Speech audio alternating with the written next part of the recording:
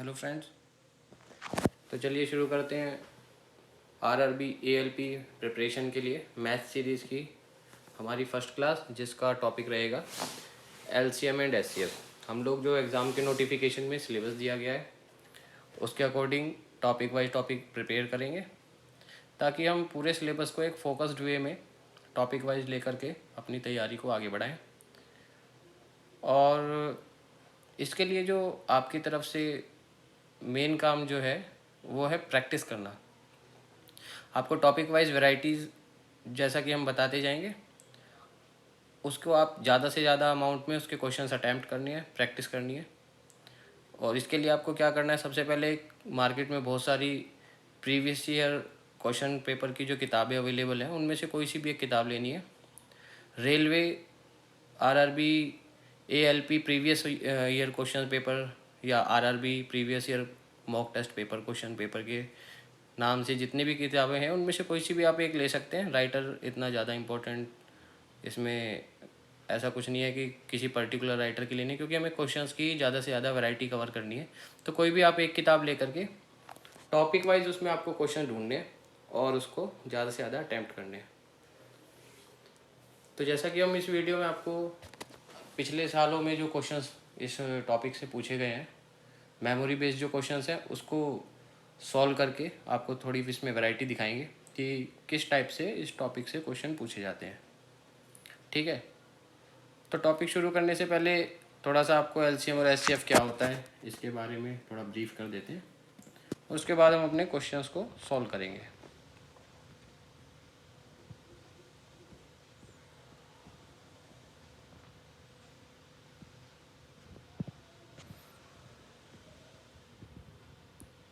तो सबसे पहले एलसीएम और एचसीएफ होते क्या हैं। तो एलसीएम का मतलब लोवेस्ट कॉमन मल्टीपल और एचसीएफ का मतलब हाईएस्ट कॉमन फैक्टर, या जिसको दूसरा नाम जीसीडी भी बोलते हैं, ग्रेटेस्ट कॉमन डिवाइज़र। अब इसको हिंदी में एलसीएम को आपने सुना होगा लघुत्तम समापवर्तक, या एचसीएफ को महत्तम समापवर्तक के नाम से भी जाना जाता है। तो सभी ने पिछली क्लासेस में इसके क्वेश्चंस सॉल्व भी किए होंगे। जो हमारे कन्वेंशनल मेथड इसको सॉल्व करने के कैसे थे वो मैं थोड़ा सा दिखा देता हूँ आपको। देखिए, जैसे find the LCM of 5, 10 and 15, 5, 10, 15 का एलसीएम निकालना है। उसको हम टेबल सी बना के उसको प्राइम फैक्टर में पहले तोड़ते थे। 5, 10 और 15 का एलसीएम कैलकुलेट करके दिखाया है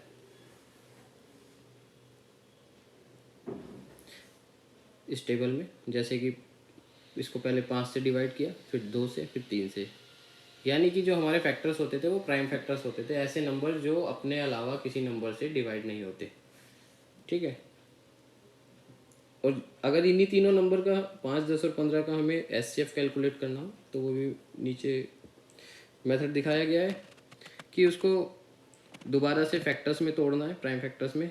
लेकिन जो उनका कॉमन फैक्टर्स होगा तीनों नंबर में, जैसे कि 5, 10 और 15 के केस में 5, इसमें कॉमन नंबर इज़ 5 एंड 1, इसमें लिख के दिखाया है। और उन नंबर्स का मल्टीप्लाई वो जो है एचसीएफ हमारा कैलकुलेट करके आता है।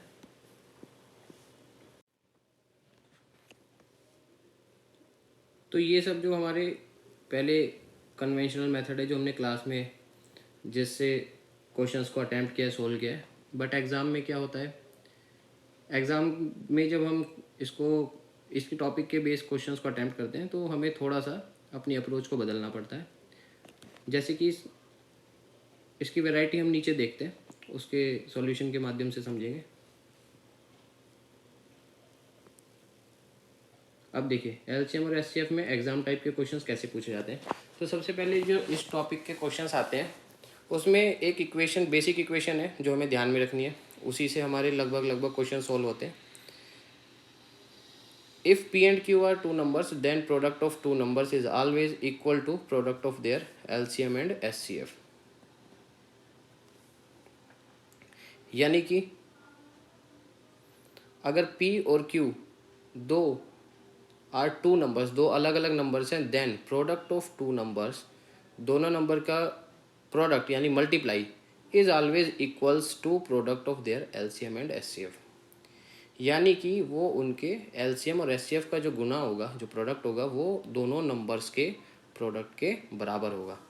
कैसे? देखिए, ये इक्वेशन ध्यान में रखनी है। P into Q is equal to LCM of P and Q and HCF of P and Q।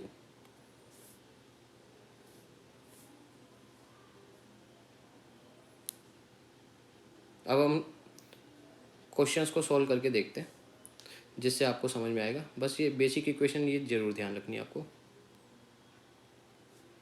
ठीक है, क्वेश्चन देखते हैं ताकि आपको ये क्लियर हो कि ये इक्वेशन का इसकी एप्लीकेशन क्या है, इसको कैसे अप्लाई करना है, कैसे ये हमारे क्वेश्चंस को सॉल्व करने में हेल्प करेगी। तो सबसे पहले एक क्वेश्चन दिया गया है, the LCM and HCF of two numbers are 8 and 48 respectively. If one of the number is 24, then the other number is। अब क्या दिया गया इस क्वेश्चन में, इस क्वेश्चन के अंदर एचसीएफ और एलसीएम आपको दे रखा है। क्या क्या है? 8 and 48, यानी 8 और 48 एचसीएफ और एलसीएम की वैल्यू है। If one of the number is 24, अगर दोनों में से एक नंबर 24 है तो देन अदर नंबर इज, तो दूसरा नंबर क्या है? इसके लिए हमने अपनी बेसिक इक्वेशन लगाई कि दो नंबर का जो प्रोडक्ट मल्टीप्लाई है वो उनके एचसीएफ और एलसीएम की मल्टीप्लाई के बराबर होता है। क्रॉस मल्टीप्लाई करके हमें दूसरा नंबर हमारा मिल गया। तो ये सिंपल क्वेश्चन है, बट ये एग्ज़ाम में पूछा गया है। तो एग्ज़ाम में आपको डायरेक्ट जो इक्वेशन पुट करके आ सकते हैं, ऐसे क्वेश्चन भी पूछे जा सकते हैं, और इनको थोड़ा सा घुमाया भी जा सकता है। कुछ इक्वेशन यही यूज़ होगी, बट पूछने का तरीका थोड़ा कॉम्प्लिकेटेड हो जाएगा, जो आगे आने वाले एग्जाम्पल में देखेंगे। ठीक है, तो ये इसका एक सिंपलेस्ट वैरायटी हो गई। आप चलते हैं थोड़ा सा कॉम्प्लिकेटेड क्वेश्चंस की तरफ। देखिए, अगला क्वेश्चन है, if the sum of two numbers is 60। अब दो नंबर्स का सम यानी जोड़ दे दिया 60 है, and HCF and LCM are 12 and 72, यानी कि 12 और 72 उनके एचसीएफ और एलसीएम है। तो अब इसने नंबर्स नहीं पूछे हैं, अब इसने पूछा है the sum of reciprocal of two numbers, यानी कि उन दोनों संख्याओं के रेसिप्रोकल्स, यानी कि उनका जो हिंदी में इसको बोलते हैं व्युत्क्रमानुपाती, यानी कि उनके जो दोनों नंबर के उल्टे नंबर्स हैं उनका जोड़ क्या होगा। हमने क्या करा? कुछ नहीं करा, बस अपना क्वेश्चंस की लैंग्वेज को समझा और उसको राइट डाउन करा। कैसे? ये क्या पूछ रहा है? Sum of reciprocal of two numbers. तो रेसिप्रोकल ऑफ, अगर दो नंबर हमारे ए और बी हैं तो रेसिप्रोकल क्या होगा? 1/a और 1/b। इसको हमने इस पूरे 1/a और 1/b जो इसने पूछा है, इनका जो सम पूछा है, उसको केवल इस इक्वेशन को हमने आगे थोड़ा सा और सोल्व करा। तो जब इसको सोल्व करेंगे तो ये बनेगा। अब देखो, a इंटू बी यानी दो नंबर्स का मल्टीप्लाई, वो क्या होता है? उनके एलसीएम और एचसीएफ के मल्टीप्लाई के बराबर होता है, जो कि 12 और 72 हो गया। a plus B, sum of two numbers इसने दे ही रखा है, ऊपर 60 है तो वो उसकी वैल्यू पुट कर दी। सिंपल, हमने खाली वैल्यूज़ रखी और हमारा आंसर एक लाइन में ही आ गया। तो ये जो क्वेश्चंस की वैरायटी है, क्वेश्चन सिंपल है बट उसके पूछने का तरीका थोड़ा सा यहाँ कॉम्प्लिकेटेड हो गया।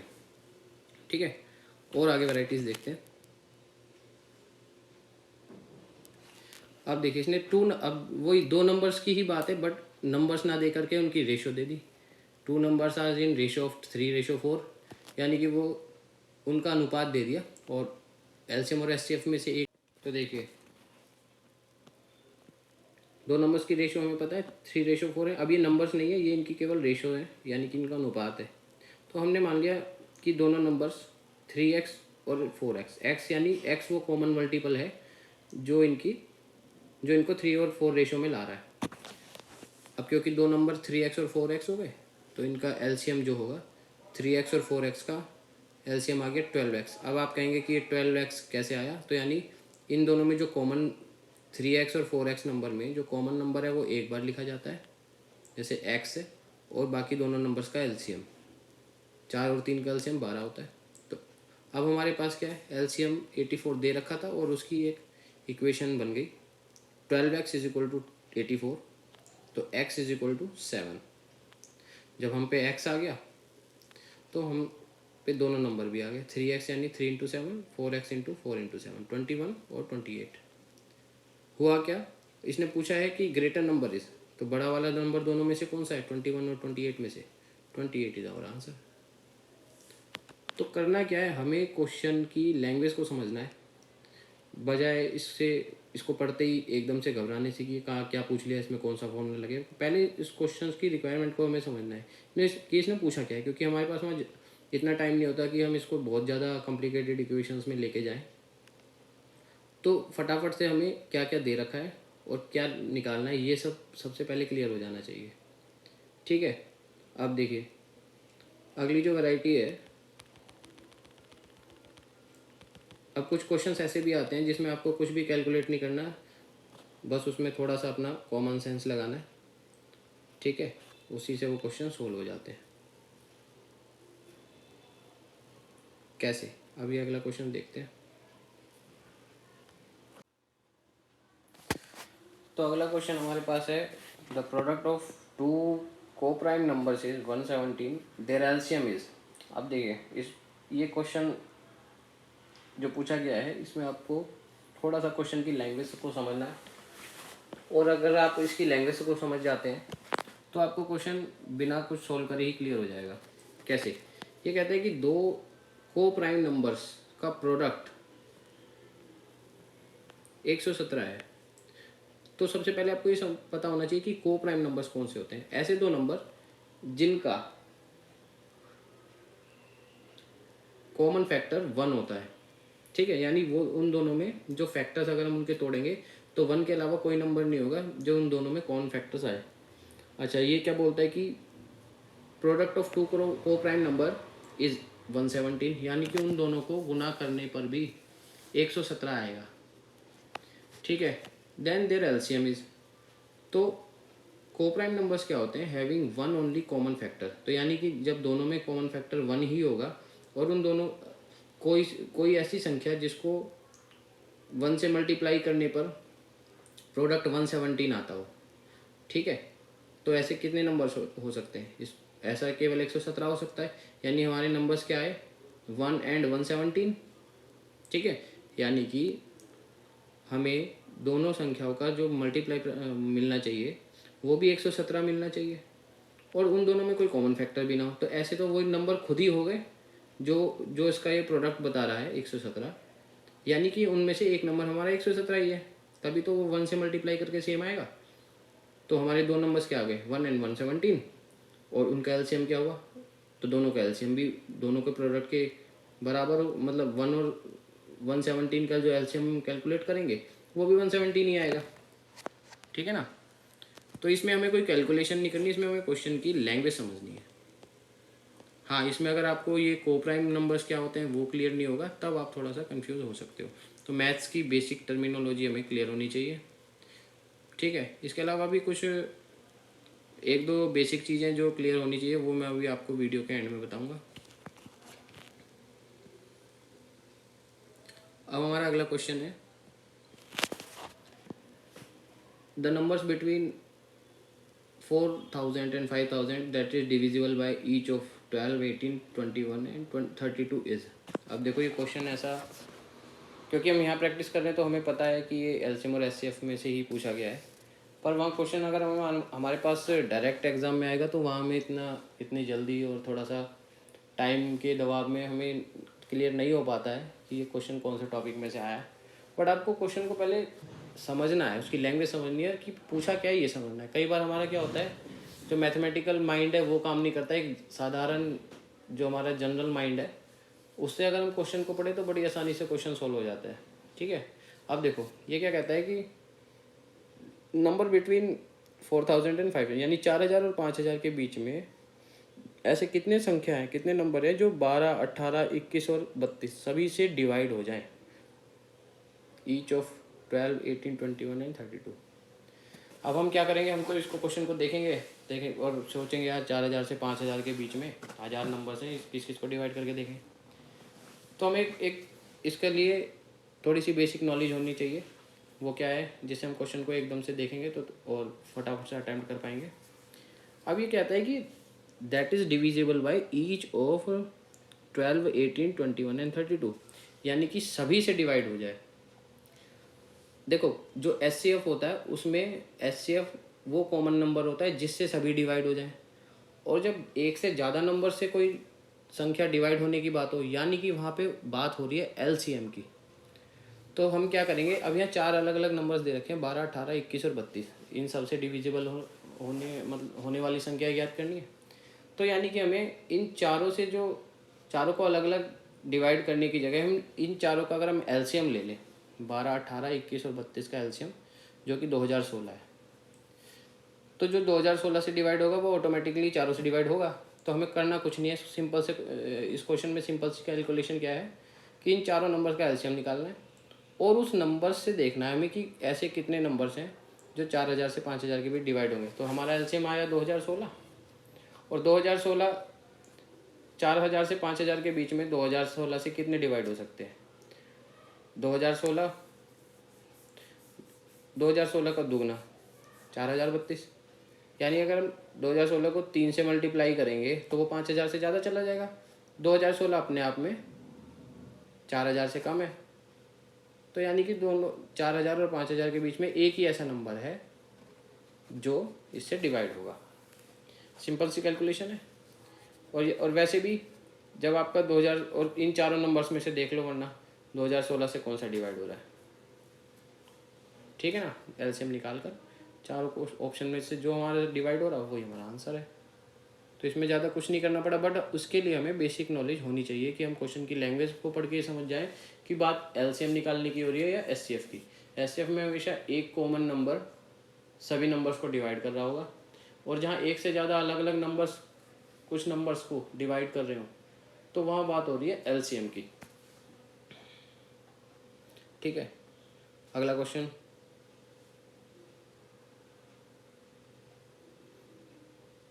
ये भी उसी के जैसा है, थोड़ा सा चेंज है। ए number between 1000 and 2000 which is when divided by 336 and 30, 36 and 80 gives a remainder 11 in each case, यानी कि 1000 से 2000 के बीच में ऐसे संख्या जो 30, 36 और 80 सभी से डिवाइड होकर हर एक केस में 11 शेष बचता है, रिमाइंडर 11, यानी कि जिसको इन तीनों नंबर्स से डिवाइड करें 36, 30 और 80 से, तो हर बार 11 रिमाइंडर बचे। अब क्योंकि यहाँ पे अब देखो मैंने अभी पिछले क्वेश्चन में क्या बताया था कि जब एक से ज़्यादा संख्याएं उनसे डिवाइड होने की बात हो तो हमें एलसीएम निकालना है। तो 30, 36 और 80 का एलसीएम निकाला 720। अब ये जो 720 है इसके मल्टीपल्स निकालने हैं। 720, 720 का सेकेंड मल्टीपल 1440, 2160। अब हमें क्योंकि 1000 से 2000 के बीच में देखना है तो हमारे कौन सा मल्टीपल है जो 1000 से 2000 के बीच में रहा है, 1440 आ रहा है, वही हमारा आंसर हो गया। अब देखिए अगली variety, the product of two numbers is 2160 and their HCF is 12, number of such possible pair. अब इसमें क्या किया है कि सबसे पहले वही बात कि हमें क्वेश्चंस को पढ़ के ये पता होना चाहिए कि हमें दे क्या रखा है और पूछा क्या है।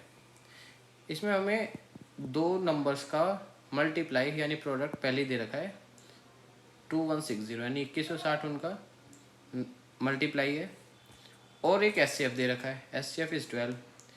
तो इसने पूछा है कि number of such possible pair, ऐसे कितने पॉसिबल पेयर्स हो सकते हैं, यानी इसने डायरेक्ट वो नंबर्स नहीं पूछे हैं, ऐसे कितने नंबर्स होने की संभावना है, कितने जोड़े ऐसे पॉसिबल हैं वो पूछा है। तो कुछ इसमें करना वही है, हमें वही बेसिक इक्वेशन याद रखनी है कि दो संख्याओं का जो गुणा है उनके एलसीएम और एचसीएफ के गुणा के बराबर होता है। तो क्योंकि हमें हम नंबर्स नहीं दे रखे हैं तो हमने उसको एज्यूम कर लिया, और एचसीएफ दे रखा है, एचसीएफ तो दोनों नंबर्स में कॉमन रहेगा मल्टीप्लाई में, तो इसलिए हमने नंबर एज्यूम करे 12A एंड 12B। ठीक है, अब इन दोनों का जो मल्टीप्लाई होगा वो ऑलरेडी उसने 2160 दे रखा है, तो 12A into 12B is equal to 2160, तो यानी A इंटू B क्या आया 15। अब देखो A और B की जो मल्टीप्लाई है वो अब 15 आ रहा है। तो यानी कि 15 को अगर हम तोड़ेंगे, क्योंकि इसने पूछा कि सच पॉसिबल पेयर्स, कि कितने जोड़े ऐसे पॉसिबल हैं, तो हमें जो उसका फैक्टर आ रहा है 15, इसको तोड़ना पड़ेगा और उसको हम देखेंगे कि कितने मैक्सिमम पॉसिबल पेयर में वो टूट सकता है। 15 को जब हम प्राइम फैक्टर्स में तोड़ेंगे 1 इंटू 3 इंटू 5, अब इसमें से हमें इन 3 नंबर्स में से जोड़े बनाने हैं। कंडीशन क्या रहेगी? कंडीशन ये रहेगी कि उनका जो मल्टीप्लाई है वो 15 हो, यानी कि अब 1 और 3 नहीं हो सकता, 5 और 1 नहीं हो सकता, तो क्या हो सकता है? एक जिनका मल्टीप्लाई 15 हो, एक तो 3 और 5 हो सकता है, एक जोड़ा, ठीक है।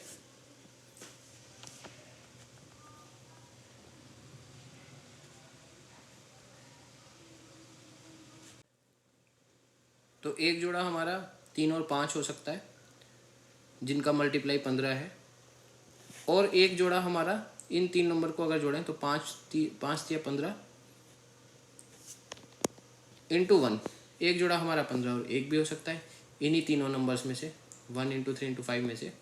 2 नंबर ऐसे छांटने हैं कि जिनका मल्टीप्लाई 15 हो, तो 5 और 3 एक बार मल्टीप्लाई करके 15 इंटू 1 हो सकता है, और एक जोड़ा हमारा 3 और 5 का बन सकता है। तो और कोई इसमें 3 नंबर्स की कोई कॉम्बिनेशन ऐसी पॉसिबल नहीं है कि जिसका हमारा प्रोडक्ट 15 है, ठीक है। तो number of such possible pair is 2, यानी 15 और एक जोड़ा ये हो गया, 3 और 5 एक जोड़ा ये हो गया। तो कहने का ये मतलब है, हमें क्वेश्चन को सबसे पहले क्वेश्चन की लैंग्वेज समझनी है और अपनी बेसिक इक्वेशन याद रखनी है कि product of two numbers is equal to product of their LCM and HCF. अब करना क्या है, आपको एलसीएम और एचसीएफ के प्रीवियस ईयर क्वेश्चंस जो हैं आपको आपकी किताब में मिलेंगे, वो आपको ज़्यादा से ज़्यादा सोल्व करने हैं, ज़्यादा से ज़्यादा वैरायटी कवर करनी है। बहुत सारे क्वेश्चंस आपके इन्हीं सातों वैरायटी में से डायरेक्ट सॉल्व हो जाएंगे, और कुछ क्वेश्चंस आपको ऐसे मिलेंगे जो आपको हो सकता है कि कॉम्प्लिकेटेड लगे, बट वो इसी इक्वेशन पे बेस्ड होंगे, लेकिन पूछने का तरीका जो है वो थोड़ा सा चेंज होगा, थोड़ा कॉम्प्लिकेटेड लगेगा, लेकिन वो क्वेश्चन वो सिंपल ही होंगे। तो ऐसे क्वेश्चन आपको ढूंढने हैं। प्रैक्टिस करने के बाद जो क्वेश्चन सॉल्व नहीं हो सकते हैं वो आप कमेंट बॉक्स में, या जो TCF एजुकेशन की ईमेल आईडी है care@tcfeducation@gmail.com पे मेल भी कर सकते हैं। बट सबसे पहले आपको करना क्या है, आपको प्रैक्टिस करनी है, और एक टॉपिक के आप ज़्यादा से ज़्यादा जितने ज़्यादा से ज़्यादा क्वेश्चन सॉल्व करेंगे उतनी ज़्यादा वैरायटी आपको मिलेगी और उस टॉपिक पे कमांड बनेगी, ठीक है। हम सिलेबस वाइज यहाँ पे टॉपिक्स की वीडियो बना के डालेंगे और उसमें अपनी तरफ से ज़्यादा से ज़्यादा वैरायटी कवर करने की कोशिश करेंगे। हो सकेगा तो एक टॉपिक की एक से ज़्यादा वीडियोस भी डालेंगे, लेकिन जो मेन काम रहेगा वो आपको प्रैक्टिस ज़्यादा से ज़्यादा करनी है और उस टॉपिक को पक्के करते जाना है। अब क्योंकि आप प्रीवियस ईयर क्वेश्चन पेपर से ही प्रैक्टिस करोगे तो आपके पेपर भी सॉल्व होते जाएंगे और आपको टाइम मैनेजमेंट में भी हेल्प मिलेगी, ठीक है। तो सबसे पहले आपको फोकस ये करना है, आप जो क्वेश्चन अटैम्प्ट करें वो वही अटैम्प्ट करें जो आपको एक्यूरेसी मेंटेन करने के लिए हेल्प करे और जिसके सही होने की संभावना ज़्यादा हो। मतलब गैस वर्क इसमें ज़्यादा नहीं करना है, ठीक है। ठीक है, तो आप सबसे पहले प्रैक्टिस कीजिए, ज़्यादा से ज़्यादा इसके क्वेश्चन अटैम्प्ट करो, और जो क्वेश्चन आपको कॉम्प्लिकेटेड लगते हैं या सोल्व नहीं हो पाते वो आप कमेंट बॉक्स में या डायरेक्ट ईमेल आईडी पे सेंड कर सकते हैं, ठीक है। डिस्क्रिप्शन में आपको ईमेल आईडी का लिंक जो है वो प्रोवाइड किया जाएगा। और all the best for your exam, ठीक है। Keep practising.